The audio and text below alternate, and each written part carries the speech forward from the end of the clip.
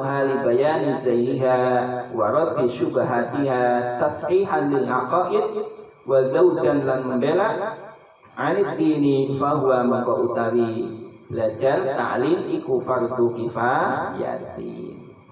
Jadi kita nggak boleh belajar madhab-madhab yang sesat, pemikiran-pemikiran yang menyimpang, itu nggak boleh kalau tujuannya tidak untuk membela yang benar.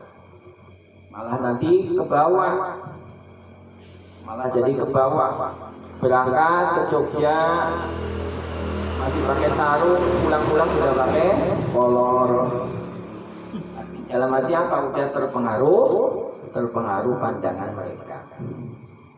Yang kedua, ilmu tanjim, ilmu perdukunan, perbintangan. Lima arifati makan ilmu masruqi, untuk mengetahui tempat barang yang hilang. Belajar dukun. Silakan.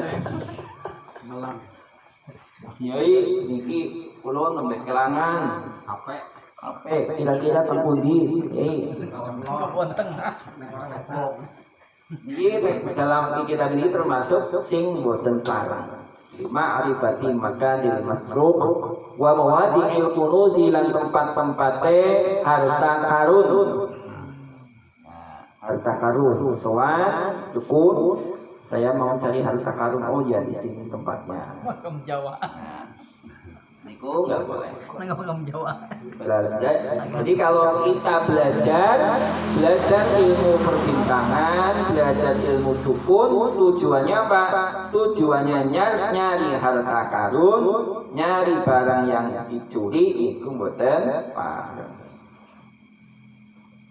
Kata hitungan tinggi. Motor hilang langsung soan. Oh ya dia ada sini kene wong iki. Karena sing belokan. Maju ngidul. Wa makarid dolati, tempat hilang. Wa nahwi dzalika mimma yasumuna.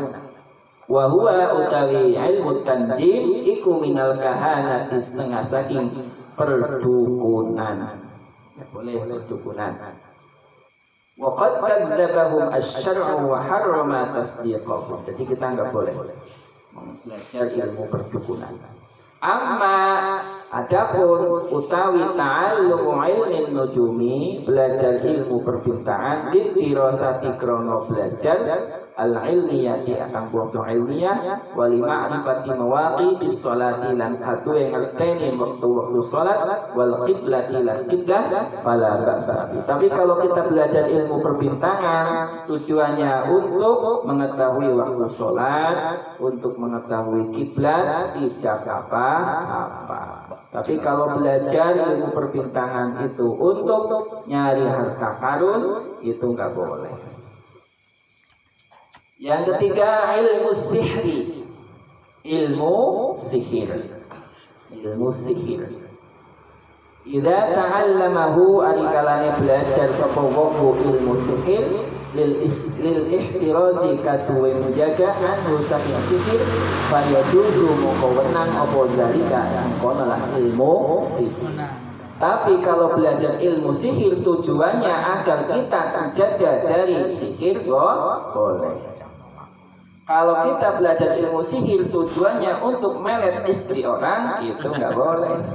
Bunga temen.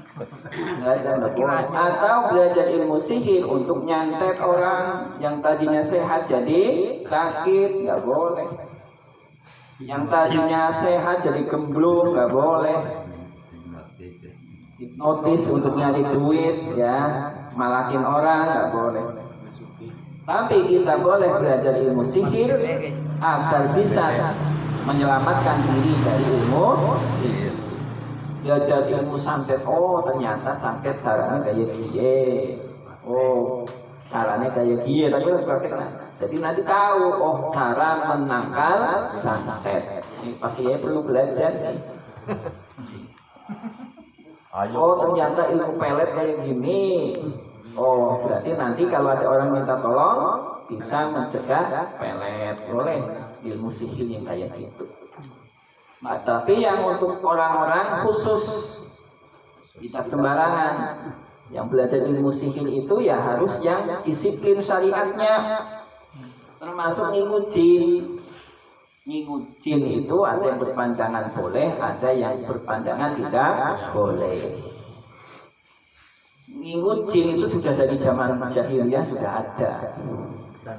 Minta tolong ke jin itu sudah ada dari zaman jahiliyah. Makanya ada ayat Al-Quran di surah Jin, kana rijalun minal insi wa innahu kana rijalun minal insi ya'uduna bi rijalin minal jinni fazaduhum rahaqa.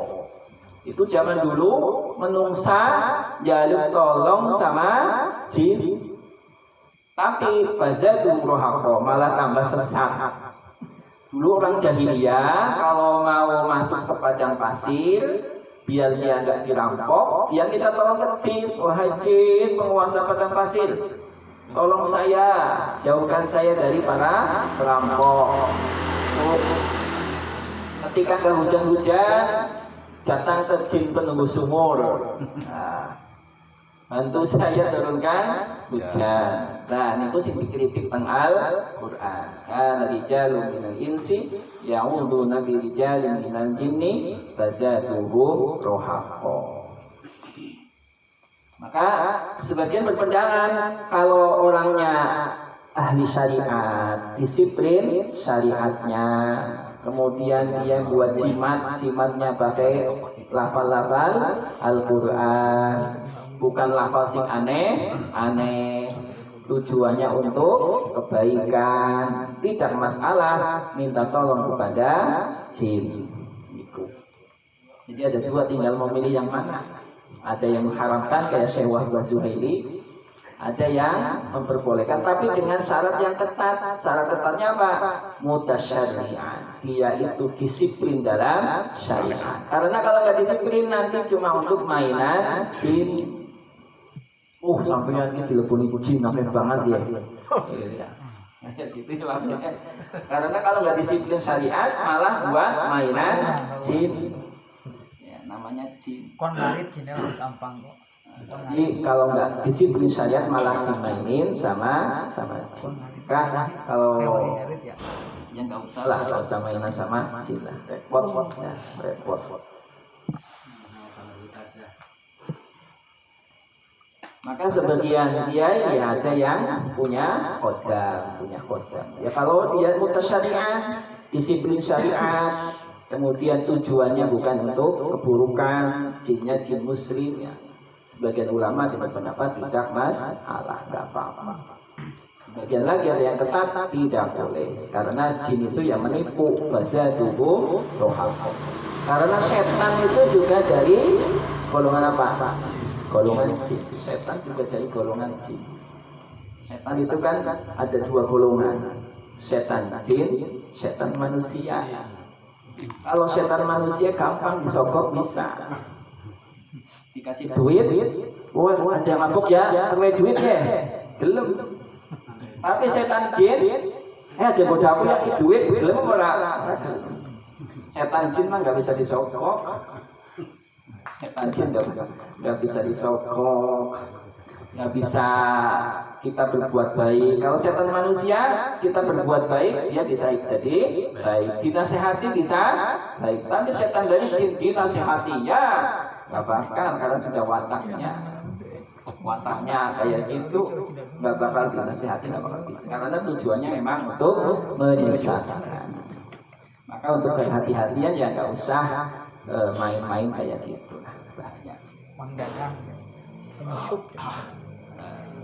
Idza ta'allamahu lil-ihtiras, kalau tujuan belajar sihir itu untuk menjaga dari sihir, maka boleh. Ama qila araftu syarra la lisyarri lakin litauqihi. Saya araftu ngerti sapa ingsun asyarra ing keburukan, la lisyarri ora krana nglakoni keburukan. Saya tahu keburukan tapi bukan untuk dipraktekkan. Saya tahu ilmu sihir tapi bukan untuk dipraktekkan. Tetapi apa lagi yang ditauqi, tapi untuk menghindari keburukan. Wa man lam ya'rif asy-syarra fa innahu yaqa'u. Kalau kita nggak tahu keburukan, ya kita akan terjatuh kepada keburukan. Maka Belajar sihir kalau tujuannya untuk mencegah sihir ya boleh. Belajar ilmu korupsi kalau untuk menghindari korupsi boleh. Tapi kalau untuk praktek tidak boleh. Yang C, al-ulumul mandub ilaiha, ilmu yang disunahkan untuk dicari apa saja. Wa minha iku setengah saking al-ulum al-mandub ilaiha ma'rifatu fadailil a'mali, utawi mengetahui keutamaan amal al-badaniyah kang bangsa badaniyah wal qalbiyah, wa ma'rifatun nawafil was sunan wal makruhat, mengetahui perkara sunnah perkara sing makruh, wa ma'rifatu furudil kifayah, mengetahui fardu kifayah, wa ta'ammuq fi ulumil fikhi, memperdalam ilmu fikih, cabang-cabang fikih, belajar aqaid, dalil-dalilnya secara perinci. Itu termasuk kesunahan. Ala kulli hal lil wasail hukmul maqasid. Kalau kita tujuannya bagus, maka ilmu-ilmu tersebut bisa menjadi sebagai wasilah untuk kebaikan. Ilmu sihir kalau tujuannya untuk kebaikan, untuk mencegah, ya tidak masalah. Khatimatun. Tabayyana mimma sabab hukmul ilmi wa ahammiyatu fi dinillahi ta'ala wa anna mawqif as-sada as-sufiyah min al-ilmi iku amrun wadihun la yahtaju ila tadlil. Fahum ahlul ulum wal ma'arif wa arbabul qulub al-musyrikah wal arwah al-muntaliqah. Orang-orang yang sufi itu hatinya musyrikah, bersinar, arwahnya muntaliqah, bersinar juga. Wa ahlut tahaqquq bil iman, mempraktekkan iman, mempraktekkan Islam, mempraktekkan ihsan. Wa ba'da an hasalul ulum al-'ainiyah 'amadu ila tatbiqil 'ilmi 'ala al-'amal wa qamu bi islahil qalbi wa tazkiyatin nafsi wa sidqit tawajjuh ila Allah ta'ala wa li hadza akramahumullah ta'ala bil ridha wa ridwan wal ma'rifah wal ghufran. Nah, niki penutupipun terus belajar ilmu 'ainiyah, kemudian dipraktekkan ilmu tersebut tujuannya untuk diamalkan. Kemudian memperbaiki hati, tazkiyatun nafsi, sehingga dia benar-benar sahih dalam menghadap kepada Allah. Wallahu a'lam bishawab.